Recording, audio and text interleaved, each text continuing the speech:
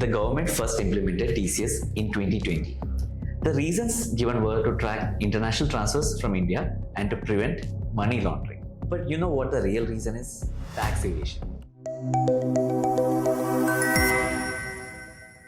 Welcome to another episode of ExTravelMoney Explains. I'm Subhash, and today we are going to talk about TCS, that is, tax collected at source on Forex transactions in India. Learn everything you need to know about this tax, such as the latest TCS rates.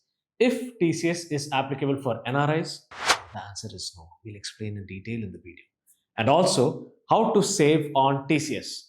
And our international remittance expert will explain how you can easily claim TCS refund online when filing IT returns.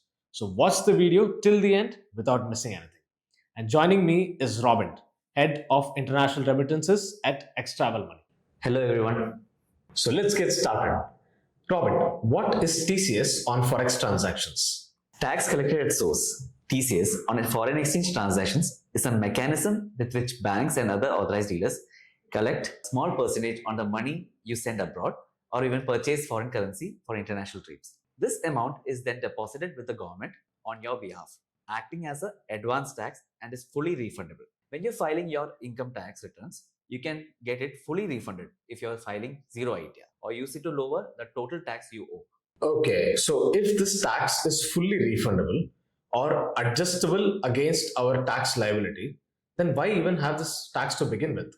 The government first implemented TCS in 2020. The reasons given were to track international transfers from India and to prevent money laundering. But you know what the real reason is? Tax evasion. To understand this, let's take a look at the outward remittance data in the years prior to 2020. In the financial year 2015 to 2016, outward remittance from India under LRS was $4.6 billion. While in financial year 2018 to 2019, that is 1 year before TCS was implemented on international transfers, the remittance from India under LRS was around $13.8 billion. That is a growth of 200% in just 3 years. In the same situation, if you see the financial year 2015 to 2016, the taxpayers were 4 crore 29 lakh people. But in the financial year 2018 to 2019, there were only 6 crore 32 lakhs. That's only an increase of 47%. Kuch to gadbad hai.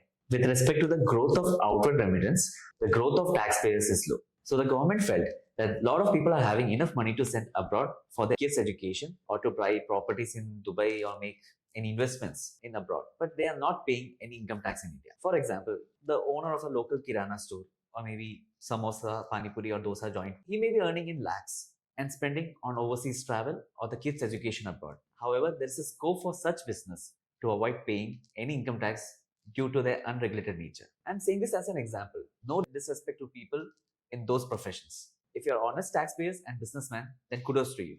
So anyways, coming back to the topic, what did the government do? They implemented TCS. They said, "Bhai, bas ho gaya, ab nahi ye chalega."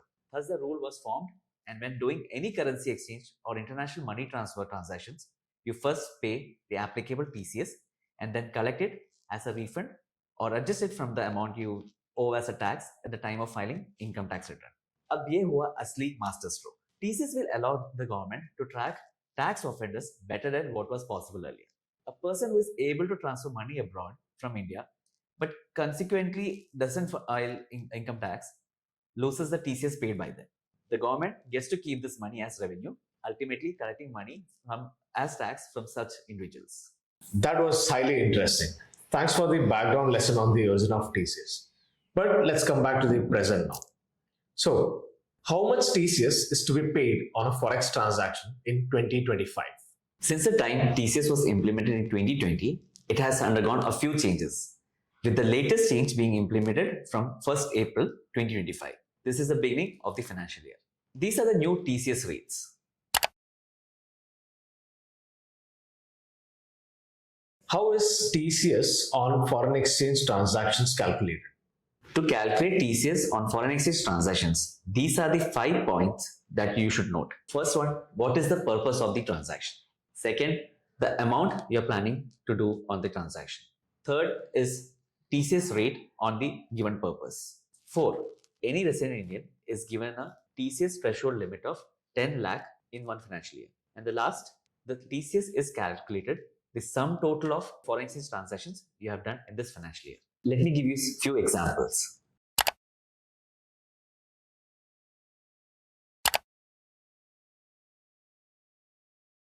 What happens if you do a false declaration of past Forex transactions? First of all, I would like to tell you correctly mention all the previous transactions in the A2 form. If you do not do it correctly, it is a punishable offense under Income Tax Act of Section 277. So please be careful. How does a bank or authorized dealer know if you have crossed your TCS threshold in that financial year? Whenever you have a foreign exchange transaction, you'll be asked to fill a A2 form in which you will declare all the transactions which you have done in this financial year previously. So you have to make sure that you fill the details correctly and accurately. Based on this data, the banking institution or the foreign exchange provider will calculate the TCS as per the purpose which you are doing the transaction. Secondly, the banking institution or the forex provider can enter your PAN number and check the previous transaction history and tell you the TCS that is applicable on the transaction. Okay, Robin. So my next question is how we can save on this TCS? See, TCS is not a tax that is deducted from you. It can be refunded or adjusted to your ITR. Remember, every individual has a threshold limit of 10 lakhs. So if you ask me how to save on TCS, I'll say file your ITR periodically.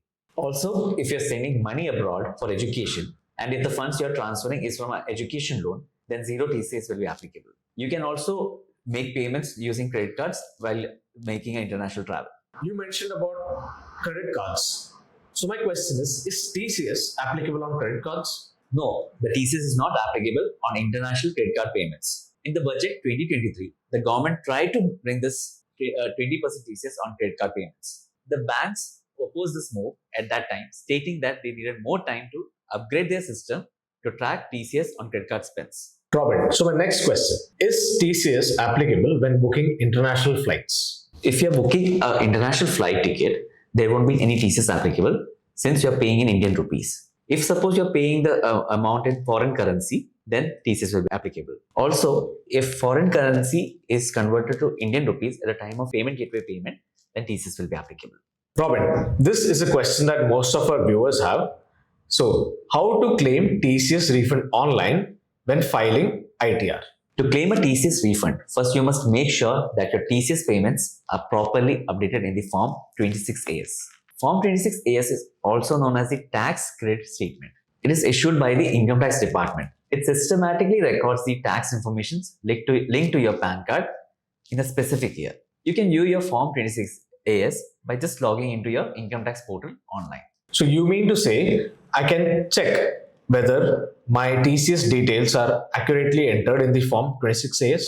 Yes, absolutely. If you have found any mismatch, you can report the issue to your bank or Forex service provider, since they are the ones who must update our TCS records. Okay, let's now continue with what we were discussing. After making sure that your TCS information is accurately recorded in your Form 26AS, you can go ahead with your ITR filing. Your TCS paid shall be automatically added to your tax liability and computed accordingly. As per the computer calculation and verification by authorities, you shall be allowed a complete or partial TCS refund or a deduction in the income tax payable. Thank you, Robin. That was very informative. My pleasure. I hope everyone is now clear on TCS and its different aspects. If you found this video interesting, then please give us a like and share. If you have any doubts or queries, please drop a comment. We will be able to help you out. Want to watch more such informative videos? Then please subscribe to our channel.